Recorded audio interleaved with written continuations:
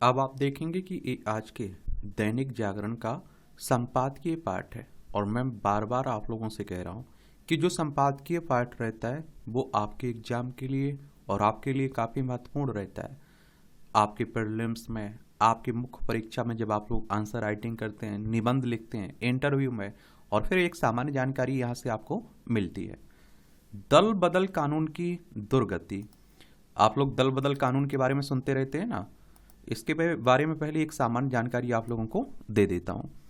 तो दल बदल विरोधी कानून एक पार्टी छोड़कर दूसरी पार्टी में जाने पर संसद सदस्यों, सांसदों, विधानसभा सदस्यों, विधायकों को दंडित करता है। विधायकों को दल बदलने से हतोत्साहित करके सरकारों में स्थिरता लाने के लिए संसद ने 1985 में इसे संविधान में की 10वीं अनुसूची के रूप में जोड़ा था। 10वीं अनुसूची, जिसे दल बदल विरोधी अधिनियम के नाम से भी जाना जाता है, को 52वें संविधान संशोधन अधिनियम 1985 के माध्यम से संविधान में शामिल किया गया था। यह किसी अन्य राजनीतिक दल में दल बदल के आधार पर निर्वाचित सदस्यों की अयोग्यता के प्रावधान का निर्धारण करता है। लेकिन आप सभी जानते हैं कि क्या होने लगा, इसका भी दुरुपयोग होने लगा, इसकी भी दुर्गति होने लगी। तो उसी के बारे में बात की जा रही है।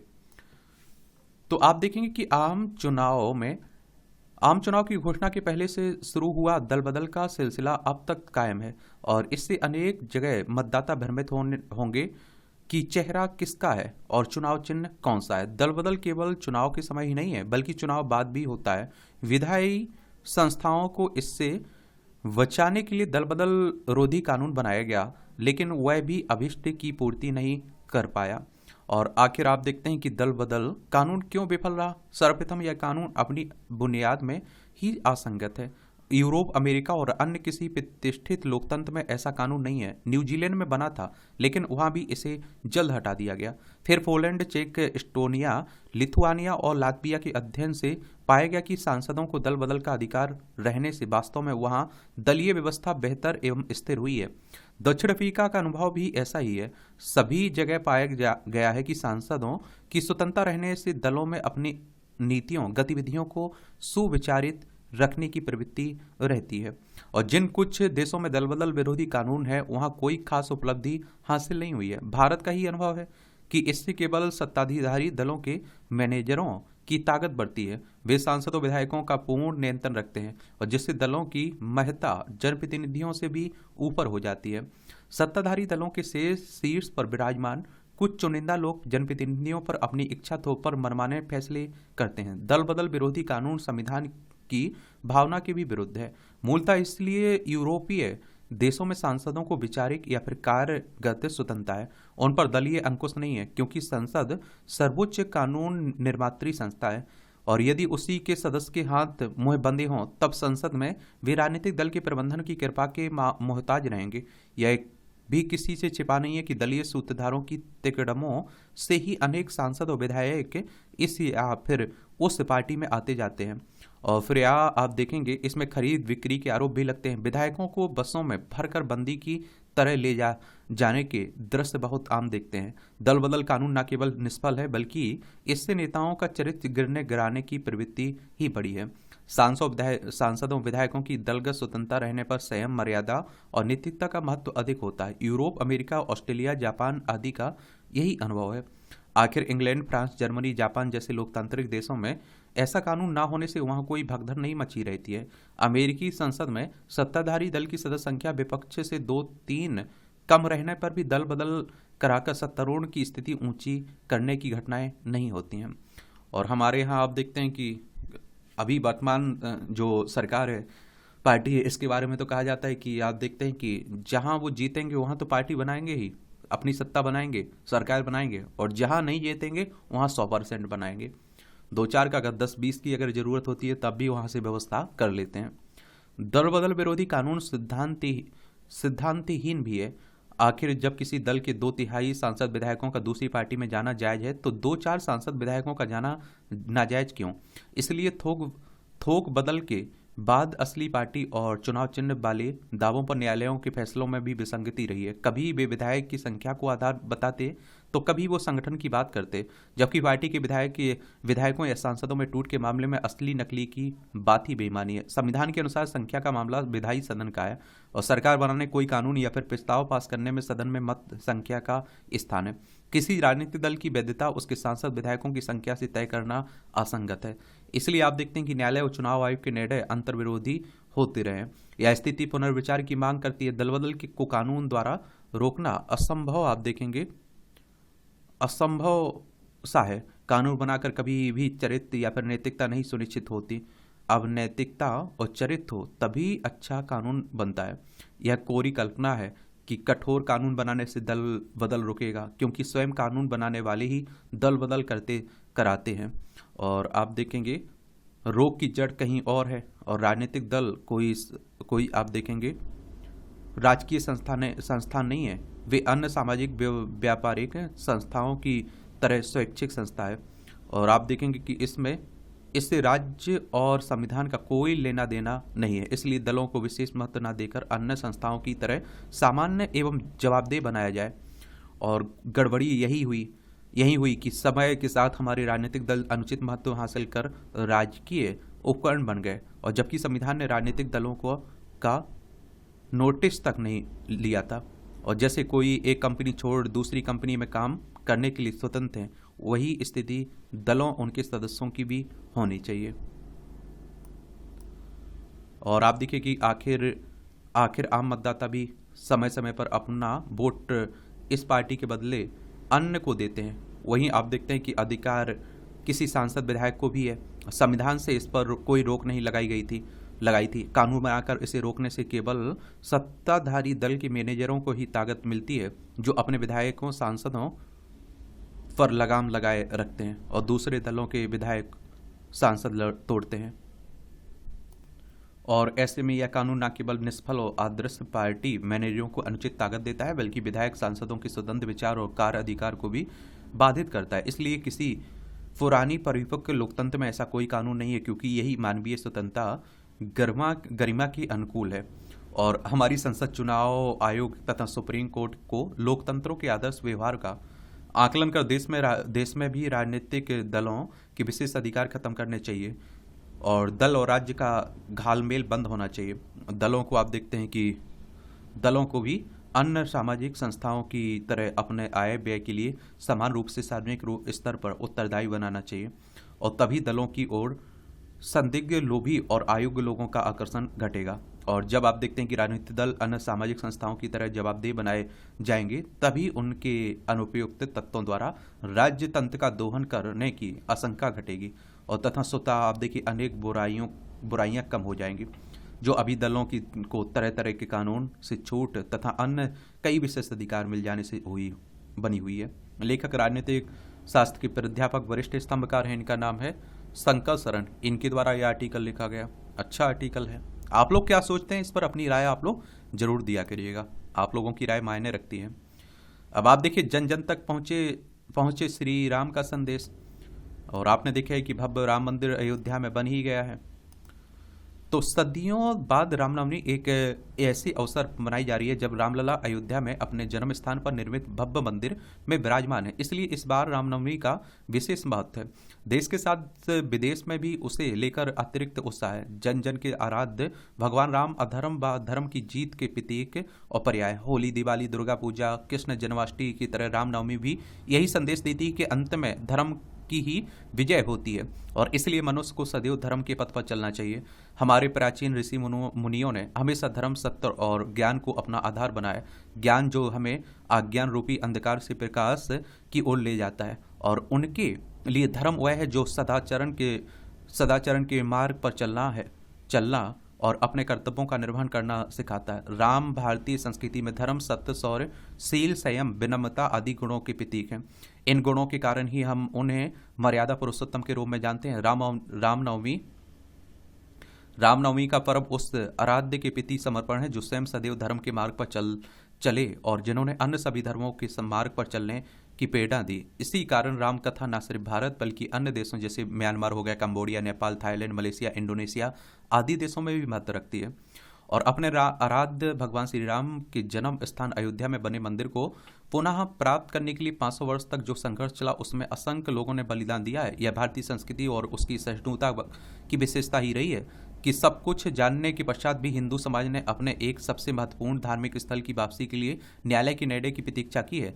ऐसी ही प्रतीक्षा वह मथुरा और काशी के अपने धार्मिक स्थल को लेकर कर रहे हैं। यदि स्वतंत्रता के उपरांत तत्कालीन सरकार चाहती तो सोमनाथ मंदिर की तरह अयोध्या, काशी, मथुरा के मंदिरों से जुड़े विवादों का भी समाधान कर सकती थी। और ध्यान रहे कि पोलैंड की सरकार ने आज़ादी मिलने के बाद सबसे पहला काम रूस की गुलामी के समय बनाए गए ऑर्थोडॉक्स चर्च को हटाकर किया था। किंतु आप देखते हैं कि छद्म पंथ निरपेक्षता और संकुचित सोच के कारण भारत में ऐसा नहीं हो सका और श्री राम हजारों वर्ष बाद भी भारतीय संस्कृति का आधार बने हुए हैं। तो इसलिए कि वह हमारी चेतना में समाये हैं। राम जन्म स्थान पर बने मंदिर की तरह विदेशी आक्रमणकारियों ने हमारे अन्य अनेक मंदिरों को तोड़ा, लेकिन वे हमारे मनोबल और धार्मिक विश्वासों को नहीं तोड़ सके, क्योंकि हमारे आराध्य हमें संबल देते हैं रहे हैं। राम केवल इसलिए हमारे आराध्य नहीं है कि वनवासी जीवन व्यतीत करते हुए उन्होंने शक्तिशाली रावण को पराजित किया। वह इसलिए भी पूजनीय है क्योंकि वह विनम्र और मर्यादित रहे और उन्होंने सदैव धर्म का अनुसरण किया। वैदिक संस्कृति के अनुसार क्षत्रिय के मार्ग का अनुसरण करते हुए उचित अनुचित का ध्यान रखकर अपने कर्तव्यों का पालन करना ही धर्म है। राम ने अपने जीवन में छात्र धर्म, पुत्र धर्म, भ्रातृ धर्म, पति धर्म, मित्र धर्म, राज धर्म का आदर्श रूप से में पालन कर एक अनुपम उदाहरण प्रस्तुत किया। राम के चरित्र को जानकर ही हम सब समझ सकते हैं कि भारतीय दर्शन में कर्तव्य पालन का क्या महत्व है। राम ने आप देखिए धर्म के मार्ग पर चलकर अपने कर्तव्यों का पालन करते हुए जो आदर्श स्थापित किया वह आप देखेंगे वह आज भी हमारे लिए प्रेरणा का स्रोत है। राम अपने पिता दशरथ के बाद अयोध्या की राजगद्दी संभालते किंतु माता कैकेयी ने अपने पुत्र भरत के लिए राजगद्दी और राम के लिए वनवास की मांग कर दी और कैकेयी को दिए गए वचन की प्रतिज्ञा में बंधे राजा दशरथ को जब यह सूझ नहीं रहा था कि वह कैसे राम को वन जाने के लिए कहे और तब राम को जैसे ही पिता की समस्या का भान हुआ उन्होंने राजसी वैभव त्यागने से में संकोच नहीं किया। जहाँ इतिहास ऐसे उदाहरण से भरा है, जहाँ राजगद्दी के लिए पुत्रों ने पिता और भाई को खत्म किया, वहाँ राम ने पिता के वचन की रक्षा के लिए अनुज भरत के लिए राजगद्दी त्याग दी। विश्व ऐसे उदाहरणों से भी भरा है पड़ा है। राजाओं ने दूसरे राज्यों को विजित कर उन्हें अपने अधीन कर वहां शासन किया, लेकिन राम विभीषण को लंका का शासन सौंपकर अयोध्या लौट आए। वनवास की अवधि में जब राम पत्नी सीता और भाई लक्ष्मण के साथ वन की ओर गए तब निषाद राज ने उन्हें अपने यहाँ रुकने का आग्रह किया और यदि वह वहाँ रुक जाते तभी भी अपने पिता की आज्ञा का पालन करते अनुरोध ये आप देखें कि पालन करते, लेकिन उन्होंने निषाद राज के अनुरोध को अस्वीकार करके कैकेयी की इच्छा का अक्षरशः पालन करने के लिए वन प्रस्थान करना पसंद किया। वनवास की अवधि में जब सबरी ने राम को आमंत्रित किया तो उन्होंने उनका आतिथ्य स्वीकार किया और स्वीकार कर यह स्पष्ट संदेश दिया कि ना कोई छोटा ना कोई बड़ा और ना कोई ऊंचा ना हो नीचा। यदि हमें जातिगत भेदभाव से पूर्ण रूप से मुक्ति होना है तो श्री राम के आदर्शों पर चलना ही होगा। आज हम इस कटु सत्र में मुंह नहीं मोड़ सकते हैं कि कैसे कुछ लोग नागरिक धर्म, मानव धर्म की अनदेखी कर जातीय स्वाभिमान और गौरव के नाम पर समाज को विभाजित करने का प्रयत्न कर रहे हैं। और प्रभु श्री राम हमारी धार्मिक, राजनीतिक, सांस्कृतिक और आध्यात्मिक धरोहर के प्रतीक हैं। हमारे लिए आज आवश्यक केवल यह नहीं है कि हम राम की वंदना करें, यह भी आवश्यक है कि हमें उनके इस दिखाए मार्ग पर चलें और जन जन तक उनका संदेश पहुँचा। ऐसे करके ही हम राम राज्य की स्थापना का स्वप्न को साकार कर पाएंगे। लेखक इतिहासकार हैं, इनका नाम है प्रवीण लखेड़ा। इनके द्वारा यह आर्टिकल लिखा गया। अच्छी बात है। राम का प्रकट। महर्षि वाल्मीकि ने रामायण के माध्यम से विश्व को राम नाम की महिमा से परिचित कराया। महर्षि वाल्मीकि को राम नाम की महत्ता के बारे में देवर्षि नारद ने बताया था और उसके उपरांत वाल्मीकि जी के जीवन की धारा ही बदल गई। महर्षि वाल्मीकि ने नारद जी की देखरेख में इतनी गहरी साधना की कि उनकी जीवा से नहीं बल्कि नाभि और त्वचा कि रोम रोम से राम शब्द निकलने लगा। अच्छा कॉलम लिखा जाता है, देख लिया करिएगा।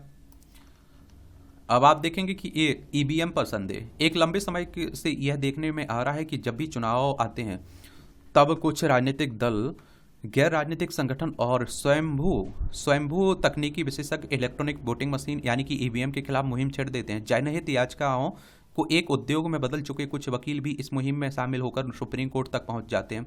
ईवीएम पर संदेह जताने वाले कुछ लोग ऐसे भी हैं जो मतपत्रों से चुनाव कराने की मांग करते रहते हैं। यह और कुछ नहीं, देश की बैलगाड़ी युग में ले जाने वाली मांग है।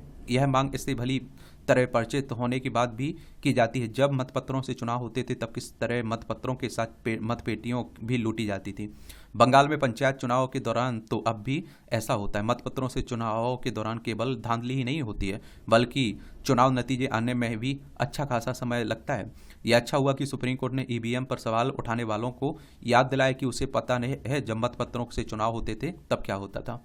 हालांकि ईवीएम को लेकर उठने वाले सवालों का समाधान करने के लिए समय समय पर कई कदम उठाए गए। इसी के तहत अब मतदाताओं को 7 सेकंड तक वीवीटी या वीवीपैट यानी कि एक पर्ची दिखती है, जिसमें उन्हें पता चलता है कि उनका वोट उनकी पसंद किस प्रत्याशी को गया है। यह पर्ची स्वतः एक बॉक्स में चली जाती है। इसके बाद प्रत्येक विधानसभा के किन्हीं 5 मतदान केंद्रों की वीवीपैट का मिलान ईवीएम से मिले नतीजों से किया जाने लगा है और अभी तक इसमें कोई गड़बड़ी नहीं मिली है। लेकिन इसके बाद भी यह मांग की जा रही है कि सभी वीवीपैट का मिलान ईवीएम से मिले नतीजों से किया जाए और यह और कुछ नहीं, पिछले दरवाजे से मतपत्रों के युग में लौटने की बात कही जा रही है। और सभी वीवीपैट यानी कि समस्त वोटों की गिनती करने से चुनाव नतीजे में आने में 10 से 12 दिन तो लगेंगे ही। अतिरिक्त संसाधन भी खर्च होंगे। एक मांग यह भी की जा रही है कि वीवीपैट मतदाताओं को स्पर्श करने उन्हें ही बॉक्स में रखने की सुविधा दी जाए। इसका कोई मतलब नहीं है, क्योंकि जितना मानवीय दखल बढ़ेगा गड़बड़ी होने की आशंका उतनी ही बढ़ेगी। कहना कठिन है कि ईवीएम पर जो संदेह जताए उन पर सुप्रीम कोर्ट किस नतीजे पर पहुंचता है, लेकिन इतना अवश्य है कि शक का कोई इलाज नहीं है। समस्या यह है कि कुछ लोगों में ईवीएम पर उलटे सीधे सवाल उठाने और अफवाहों को हवा देने को अपना पेशा बना लिया है। हास्यास्पद यह भी है कि इनमें वे राजनीतिक दल भी हैं जो ईवीएम के जरिए चुनाव के जरिए ही सत्ता तक पहुंचे।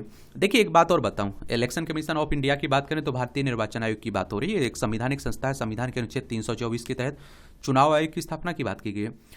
25 जनवरी 1950 में स्थापना हुई थी। 25 जनवरी को आप लोग मतदाता दिवस मनाते हैं। नई दिल्ली में सचिवालय देखने को मिलेगा। सुकुमार सेन पहले मुख्य चुनाव आयुक्त थे। और जो विधानसभा, राज्यसभा, लोकसभा, राष्ट्रपति के चुनाव होते हैं ना, ये सब यही करवाता है। उपराष्ट्रपति के चुनाव आयोग ही करवाता है। और सुप्रीम कोर्ट की बात करें तो सर्वोच्च अदालत है। संविधान के अनुच्छेद 124 के तहत सुप्रीम कोर्ट की स्थापना की बात की गई और 28 जनवरी 1950 में स्थापना हुई थी। 4 धाम यात्रा की चुनौती।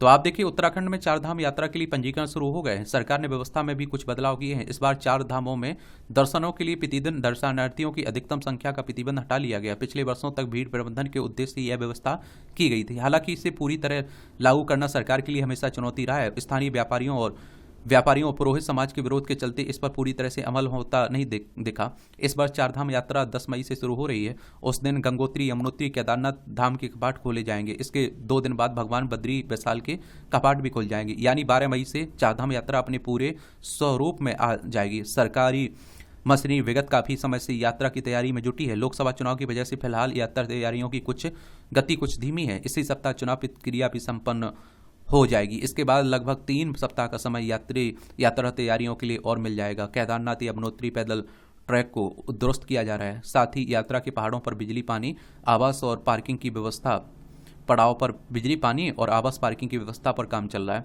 संबंधित विभागों को यह जिम्मेदारी सौंपी गई। सरकार दावा कर रही है कि कपाट खोलने से पहले सभी तैयारियां पूरी कर ली जाएंगी। अच्छी बात यह है कि प्रशासनिक अधिकारी समय पर इनकी समीक्षा कर रहे हैं और लंबित कार्यों को समयबद्ध तरीके से पूरा करा रहे हैं। बुनियादी पहलुओं पर अभी से गौर करना जरूरी है ताकि आप देखिए यात्रा के चरम पर होने के दौरान कोई दिक्कत खड़ी ना हो पाए। श्रद्धालुओं को भी जिम्मेदारी है कि वह व्यवस्थाओं को पूरी तरह पालन करें ताकि किसी प्रकार का व्यवधान ना हो। पर्यावरण संरक्षण, पर्यावरण क्षरण और शहरीकरण, ये भी अच्छा कॉलम लिखा जाता है। हाल ही में वर्ल्ड बैंक ने तीव्र होते शहरी और जलवायु परिवर्तन के बीच संबंधों पर thriving making cities green resilient और and inclusive in a changing climate नामक रिपोर्ट विकासित की है। दुनिया के 10,000 से भी अधिक शहरों के अध्ययन पर आधारित यह रिपोर्ट बताती है कि जलवायु परिवर्तन का शहरों और उसकी आबादी पर प्रतिकूल प्रभाव पड़ रहा है। शहरों में रहने वाली आबादी स्वच्छ वातावरण के संकट या फिर तथा विभिन्न पर्यावरणीय समस्याओं से जूझ रही है। और आप देखते हैं कि तीव्र शहरीकरण के समानांतर शहरों में पर्यावरण क्षरण की रफ्तार चिंतित करती है। दुनिया के छोटे बड़े कमोबेश हर एक शहर जलवायु परिवर्तन में योगदान कर रहे हैं। 1970 से 2021 की बीच शहरों में रहने वालों लोगों की संख्या 1.19 अरब से बढ़कर 4.46 अरब हो गई है। तक, जबकि इस अवधि में पृथ्वी की सतह का औसत तापमान अपने पूर्व औद्योगिक स्तर से 1.19 डिग्री सेल्सियस ऊपर बढ़ गया है। संयुक्त राष्ट्र का अनुमान है कि 2050 तक दुनिया की लगभग 70% आबादी शहरों में बस जाएगी और इससे मानव समाज को कोई जोखिम का सामना करना पड़ सकता है। और शहरी आबादी के लिए आशियाना बनाने से लेकर आधारभूत संरचनाओं और कल कारखानों के विकास तथा विलासितापूर्ण जीवन शैली की चाहत शहरों को गर्म द्वीप में परिवर्तित कर रही है। शहरों की आधुनिक अवसंरचनाएं मनुष्य और प्रकृति के बीच अलगाव को बढ़ाती हैं। शहरों के उत्तरोत्तर विकास के क्रम में हरित आवरण का विनाश होता है और जिसमें जैव विविधता में कमी आती है। और अंतर्राष्ट्रीय प्रकृति संरक्षण संघ की लाल सूची में प्रजातियों के लिए शहरीकरण को तीसरे सबसे बड़े खतरे के रूप में पहचाना गया है। और धरती के महज 2 से 3% हिस्से पर फैले शहर आज वैश्विक मानव जनित ग्रीन हाउस गैस उत्सर्जन के लगभग 70% हिस्से हैं के लिए जिम्मेदार है। दुनिया की 78% ऊर्जा की खपत भी शहरों में होती है। वहीं आवासीय, औद्योगिक और परिवहन क्षेत्रों से होने वाले वायु प्रदूषण से अधिकांश शहर हाँफने को विवश हैं। और दुनिया भर के शीर्ष 50 सबसे प्रदूषित शहरों में से आप देखिए 42 शहर भारत के ही हैं। वायु प्रदूषण के अलावा शहर भूमि, जल एवं प्लास्टिक प्रदूषण, कचरा प्रबंधन के अभाव, भूजल के दोहन जैसी चुनौतियों का सामना कर रहे हैं। और शहर किसी भी देश के आर्थिक विकास के पावर हाउस होते हैं, लेकिन शहरों को जलवायु परिवर्तन का कारक बनने के बजाय इसका समाधान प्रस्तुत करना चाहिए। सतत विकास लक्ष्यों SDG को प्राप्त करने में शहर महत्वपूर्ण भूमिका निभा सकते हैं। बहरहाल पर्यावरण संरक्षण में अपनी हिस्सेदारी कम करके ही शहर आप देखते हैं कि अपने निवासियों को खुशहाल भविष्य प्रदान कर सकते हैं। लेखक भी अचीव में सुधारती हैं। देखिए, संयुक्त राष्ट्र की बात करें तो यूनाइटेड नेशंस की बात हो रही है, जिसकी स्थापना 24 अक्टूबर 1945 में हुई थी। न्यूयॉर्क USA में इसका हेडक्वार्टर देखने को मिलेगा। और वर्ल्ड बैंक की बात करें तो अंतर्राष्ट्रीय वित्तीय संस्थान है और इसका हेडक्वार्टर वाशिंगटन DC USA में देखने को मिल जाएगा। और इसमें आप देखते हैं कि 189 मेंबर हैं और IBRD में 174 कंट्रीज हैं IDA में। और 7 जुलाई 1944 में इसकी स्थापना हुई थी, ये भी याद रखिएगा। यहाँ भी कुछ टिप्पणियाँ रहती हैं तो यहाँ भी देख लिया करिएगा। और इसकी PDF आपको टेलीग्राम पर डाल देता हूँ, एजुकेशन सर्कल प्लेटफॉर्म है ना, वहाँ मिल जाएगी आपको, तो वहाँ से जाकर आप लोग डाउनलोड कर सकते हैं। ये आप देखेंगे चुनाव है तो नागरिक सम्मान का संकल्प पत्र, कांग्रेस ने गत दिनों न्याय पत्र के नाम से अपना चुनावी घोषणा पत्र जारी किया था। इसमें लोक लुभावन घोषणाओं की भरमार थी। इससे वह उम्मीद कर रही है कि मतदाताओं का एक वर्ग उसके पाले में आ जाएगा। इसे देखते हुए अब यह आशंका थी कि भाजपा के घोषणा पत्र में भी लोक लुभावन वादे किए जाएंगे, लेकिन उसने इससे परहेज किया है और इसके मुकाबले पार्टी ने अपने संकल्प पत्र में नागरिकों के प्रति सम्मान दिखाया है। देख लीजिए, ये लिखा जा रहा है। प्रोफेसर हर्षवर्धन त्रिपाठी राजनीतिक विश्लेषक हैं और बहुत सारे लोग कहते हैं कि ये बीजेपी के पक्षकार हैं। और आजकल आप देखते हैं कि निष्पक्ष कोई नहीं दिखता है, आप भी जानते हैं, या तो पक्ष में दिखेगा या आप देखते हैं विपक्ष में दिखेगा। तो ये भी पढ़ सकते हैं आपको पढ़ना है तो। और बैगन की थाली से नाता खरी खरी तंज कसा जा रहा है ये। राजनीतिक स्टार बार का समाजशास्त्र देख लीजिए, राजनीति की बातें हो रही हैं। सनातन भारत के पर्याय हैं राम। प्रभु श्री राम को दया के सिंधु और क्षमाशील हैं। समुद्र की तरह गंभीर तथा हिमालय की तरह धैर्यवान है। वह सज्जनों की रक्षा के लिए कृत संकल्पित हैं, इसलिए शस्त्र धारण करते हैं। और इस तरह से आप देखेंगे जो आपका संपादकीय पार्ट है उसकी कहानी खत्म होती है। आप लोग पढ़ते रहिए, एंजॉय करते रहिए।